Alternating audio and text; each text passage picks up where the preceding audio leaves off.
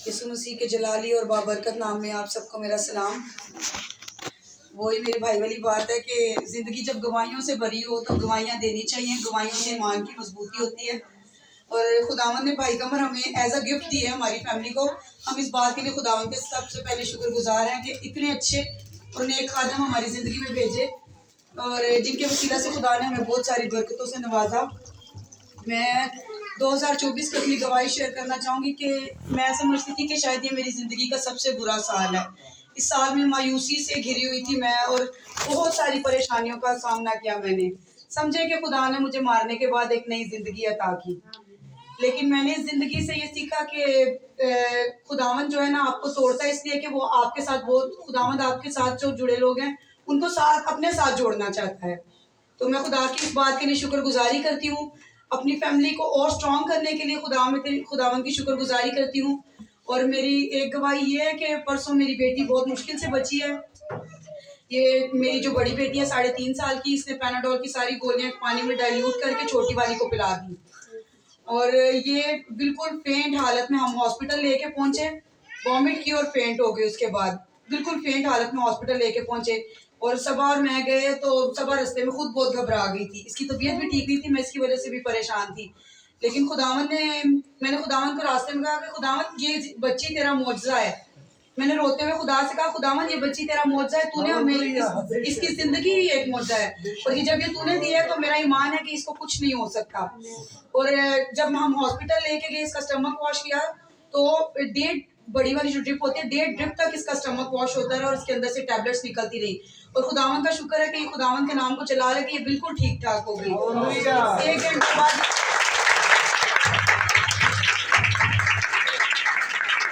ये होली फैमिली के ICU ward में थी और 1 घंटे के बाद हाँ डॉक्टर आके पूछ रहा था कि वाकई इस बच्ची ने मेडिसिन खाई है, ये इतनी एक्टिव थी।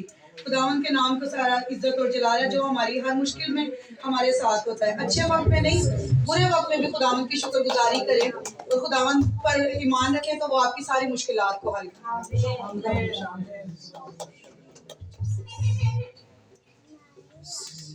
आप सबकी सलामती हो। मेरी गवाही कुछ इस तरह है कि जब मेरी शादी हुई ना तो मुझे यही पता था कि मेरे शौहर ना नशा नहीं करते। तो जब मेरी शादी होगी इनके साथ तो मुझे पता चला कि ये नशा करते हैं। तो ये सिगरेट भी पीते थे, नस्वार भी खाते थे, शराब भी पीते थे। तो लेकिन मैं इनसे कहती थी आप छोड़ दो, तो कहता मदीहा मैंने ना छोड़ दी है। कसम खा लेते थे कि मैंने छोड़ दी है। तो लेकिन मुझे किसी से पता चला कि ये खाता है, तो मैंने इससे पूछा तो कहता छोड़ दिया। मैंने कहा सच बताओ, कहता जी मैंने खाई है। तो मेरी इसके साथ ना रात को काफी मतलब लड़ाई, मैं रोने भी लग पड़ी कि इसने मेरे साथ झूठ बोला, झूठी कसम खाई है। तो ये फिर मतलब के खा रहा। तो कहता नहीं अब मैंने ना पहले गवाही देनी थी, तो लेकिन मैं ना गवाही नहीं दे पा रही थी कि मैंने नहीं मतलब कि नहीं दी। तो शायद इसीलिए कि ये खाता था, मैं इसीलिए मेरी मतलब कि गवाही नहीं थी, मैं जाके दे पा रही। तो कल शाम को ये कहता नहीं मदीहा आइंदा के बाद मैं कभी भी नहीं खाऊंगा। तो अब मैं खुदा का शुक्र करती हूँ कि मेरा दिल ये गवाही देता कि ये अब नहीं खाएगा।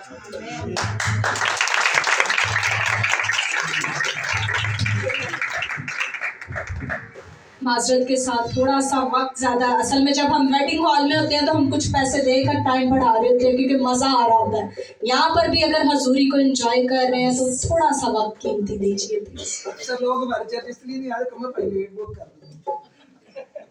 मसीह में सब बहन भाइयों को सलाम। मेरा नाम सनम सरफराज है और मैं इधर का डोकाला खान का रहने वाला हूँ। और मेरी गवाही सर, मैं कोई गवाही देने के इरादे से इधर नहीं आया था चर्च में। मेरा कोई वो नहीं था कि मैं गवाही दूंगा जाके, लेकिन आज जब यहाँ पे बैठा हुआ दुआ हो रही है तो पता नहीं खुदा के रूह की तरफ से मुझे ये आया कि नहीं, जो आपकी ज़िंदगी में काम हुआ है वो आप जो है सब कलीसिया के साथ शेयर करें गवाही के तौर पे। मेरी टेस्टमनी ये है कि मैं पिछले 12वें महीने की 3 तारीख को जो मैं काम करता था पिछले साल के रेस्टोरेंट में, वहाँ से मेरी जो है ना मतलब मुझे निकाल दिया गया, जॉब मेरी ख़त्म हो गई। तो उसके बाद मैं फिर मतलब मेरा ईमान खुदा पर था, मैं जॉब वगैरह ढूंढता रहा, काफ़ी जगहों पे घुमा फिरा, लेकिन मुझे जॉब नहीं मिल रही थी। तो फिर मैंने क्या किया, घर के मुझे काम आता था, मैंने फूड पांडा पे राइडर चलाना शुरू कर दिया। वो करता रहा, उसके साथ साथ फिर जब मुझे वो भी समझ में आया फिर मैंने इन ड्राइव शुरू कर दी। इसमें काम होते होते कोई दो तीन महीने इसमें गुजर गए। फिर मैं इन ड्राइव चला रहा था और एक दिन ऐसा ही हुआ है कि उस दिन खजूरों वाला इतवार था, खजूर वाले था और मैं इधर अपने चाचू के घर सामने आया था। मेरे ताया अबू आए हुए थे गाँव से, उनको साथ लेके इधर आया और इधर चर्च में दुआ हो रही थी। और सुबह ये था कि मतलब हमारा इरादा था, मेरा और मेरी मिसिस का, कि हमने चर्च जाना है रात को। तो हमारे घर में मेरे जैसा कि ताया अबू आए, गाँव से आए थे, और मतलब एक और ताया थे उनके साथ। तो उनकी वजह से मतलब कि हमने उनको अहमियत दे दी, हम चर्च नहीं आ पाए, मतलब हम खुदा के घर नहीं आ पाए, और मैंने उनको अहमियत दे दी और उनके साथ घूमता रहा पूरा दिन। और खजूरों का इतवार था, मैं दुआ अटेंड नहीं कर पाया। तो फिर मैं मतलब जब इधर से वापस गया हूँ तो घर के फाइनेंशियली हालात इस तरह के थे कि मुझे काम पर जाना पड़ना था। इसलिए फिर मैंने जो है ना घर तायाबू को छोड़ा। मैंने कहा मैं आता हूँ, मैं बाइक लेके घर से निकल गया ड्राइव चलाने के लिए। मुझे ऑनलाइन राइड आई, मुझे नहीं पता था वो किसी लेडीज की राइड थी। तो ऑनलाइन राइड आई है, नाम जेंट्स का लिखा हुआ था। मैं गया हूँ उनके पास, वो लेडीज थी, उन्होंने बोला कि मुझे लेके जाना। तो मैं ये इधर की सवारी थी, फैजाबाद से आगे की थी, नहीं ये कुराल चौक वाली साइड की सवारी थी। फिर मैंने उनको उधर से बिठाया है, तो उन्होंने वो गौन पहना हुआ था, बुरखा पहना हुआ था। तो मेरे भी जहन में नहीं रहा कि उनको बोलूं कि आप इसको संभालें, और उन्होंने भी नहीं मतलब कि वो संभाला। चलते चलते मैंने उन्हीं से पैसे लिए, मेरे पास इतने पैसे नहीं थे कि मैं पेट्रोल भी बाइक में डलवाऊं। मैंने उन्हीं को मतलब उनको ही बोला कि सिस्टर आप मुझे ये पैसे दे दें, जो आपका किराया है, ये मैंने पेट्रोल डलवाना है, फिर हम आगे चलते हैं, मैं आपको छोड़ के आता हूँ। वो फिर मैंने जैसे पेट्रोल डलवाया, तो पेट्रोल डलवा के मैं एक कुरी रोड के पास आया। कुरी रोड से मैंने दूसरी साइड पे बाइक कर ली। बाइक करके जब मैं हैवी स्पीड वाली साइड पे गया, उधर से जाके थोड़ा सा तेज किया, तो उनका जो गौन था नीचे से वो आ गया बाइक के अंदर। बाइक के अंदर जब आया तो बहुत बुरी तरह से वो स्लिपिंग होती हुई बाइक गई है, वो पीछे से गिर गई, मैं भी गिरता हुआ काफी आगे स्लिप होता हुआ गया हूँ।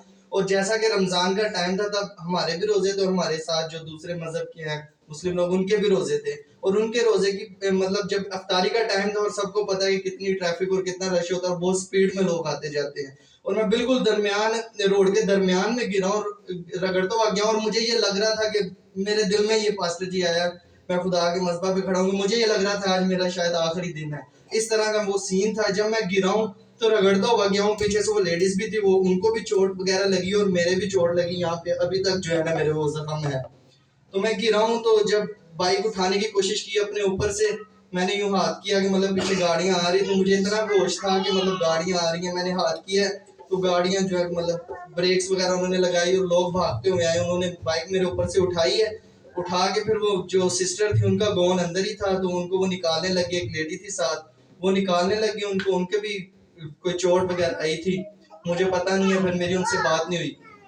तो मेरे चोट इतनी गहरी लगी थी यहाँ पे घुटने के बिल्कुल वो करीब कि मतलब अंदर से वो बॉडी टैप निकल गई थी, मतलब फ्रैक्चर होने से बच गई थी टांग। तो जब मैं खड़ा हूँ तो टांग फोल्ड भी हो रही थी, तो मुझे पास लड़कों ने बोला कि चेक करो ना क्या हुआ है। मैंने जब उठा के देखा तो वो नीचे मेरे ये घुटने के जो है ना वो मांस अंदर से एक पूरी बोटी की तरह वो निकल गया था। तो जब मैंने देखा तब मेरा थोड़ा सा फिर दिल को थोड़ा सा घबराया और चक्कर सा आने लगा। फिर मुझे जो है हॉस्पिटल ले गए, उधर Rawal dam hospital, Rawal road पे एक हॉस्पिटल है, रावल हॉस्पिटल, ये शायद उधर ले गए मुझे। उधर से जाके पट्टी वगैरह की, वहां से मैं आ गया हूँ। तो जब मैं अपने घर पे आ गया हूँ तो उसके बाद मुझे ऐसा लगता था कि मैं अब चल नहीं सकता। जब भी मैं खड़ा होता था मेरी टांग में इतना दर्द और इतना पेन होता था कि मुझसे खड़ा होगा ही नहीं जाता था, मैं फिर से बैठ जाता था बेड के ऊपर ही। तो जब मैं मतलब कि 2 महीने इसी तरह पास्टर जी गुजर गए, मैं नहीं चल पा रहा था। और मेरे रिलेटिव जो है वो यही समझ रहे थे कि मतलब नॉर्मल सी कोई चोट है और इसका एक्सीडेंट हुआ है, और इसका जो है मतलब कि उसके बाद मतलब कोई इतना ज्यादा वो किसी ने भी नहीं किया। तो मैं ये देख रहा था कि मुझसे क्यों नहीं चला जा रहा। मैं दुआ भी करता हूँ, सब करता हूँ, मैं मतलब खुदा के आगे झुकता भी हूँ, पता नहीं क्या है, मैं क्यों नहीं चला जा रहा। लोगों ने मुझे डरा भी दिया, टांगे भी कट जाती हैं, ऐसा हो जाता है, जहर फैल जाता है, मेरी स्वेलिंग बढ़ती जा रही थी टांग के ऊपर, मैं बड़ा परेशान था। और ऐसे मैं दुआ करता रहता था, खुदा के घर में भी मुझसे नहीं आया जाता था क्योंकि मैं चल ही नहीं पा रहा था, बेड के ऊपर ही था। तो आहिस्ता आहिस्ता इसमें इसी दौरान मेरे 3-4 महीने गुजर गए कि मैं मतलब 2-2.5 महीने तो मैं मुकम्मल बेड के ऊपर रहा। उसके बाद फिर आहिस्ता आहिस्ता खुदा ने मुझे जोश दिया, कुव्वत दी, ताकत दी, मैं उठा खड़ा हुआ।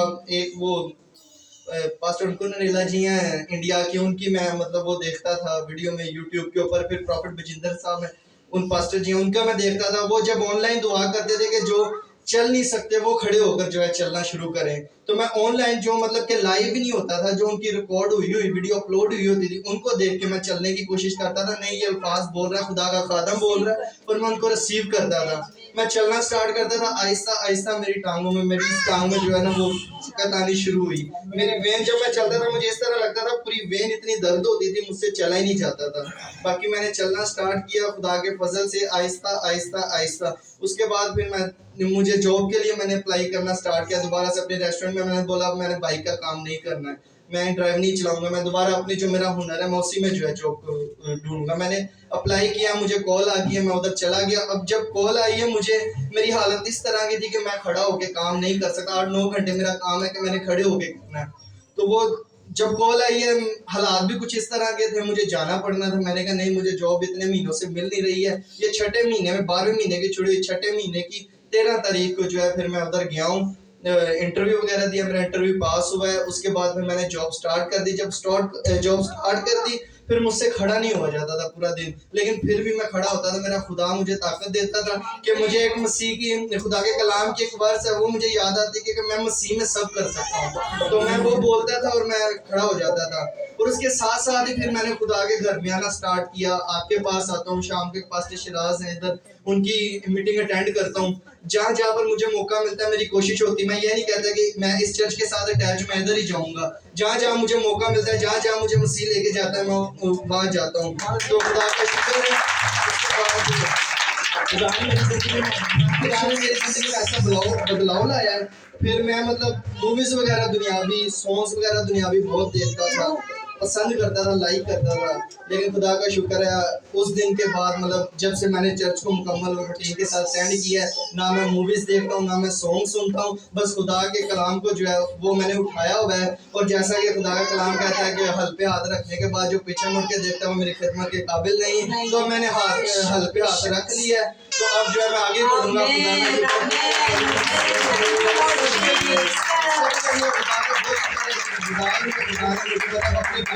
खुदा ने मुझे चुना है, खुदा ने मुझे बरकत दी, खुदा ने मुझसे गीत लिखवाए। खुदा का बहुत शुक्र है। और मैं जो है खुदा की खिदमत के लिए फासले जाना चाहता हूँ। आप मुझे ब्लेस करें। मेरी दुआ इस तरह थी, सॉरी मैंने टाइम ज्यादा ले लिया, बाकी मेरा बहुत सारा है। खामोश रहेंगे तो सजा।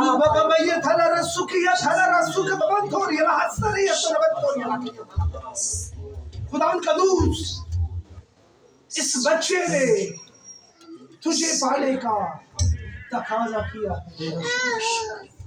और जो तुझे ढूंढते हैं तूने हमेशा की जिंदगी का वारिस बना देता। मैं तेरा खादम, तेरा मंसूब होते हुए यीशु के नाम में हादमीन के साथ से भाइयों के साथ खुदा बच्चे को कर देता है। खुदावन ये तेरी खिदमत में बड़े बूढ़े और सभी की इंतहा तक इस्तेमाल मसीह यीशु के नाम की शुक्रगुजारी। याद रखिएगा, हमने मजहबी नहीं बनना, हमने रूहानी बनना है। अक्सर लोग मजहबी बड़ा बन जाते हैं लेकिन अंदर से खाली होते हैं। खुदावन का जलाल रास्ता है अंदर से अब जबकि पाकिस्तान जो है वो आज हम फर्स्ट संडे आज हम सब मिलकर पाकिस्तान में शामिल होंगे। सॉरी वक्त के लिए फिर से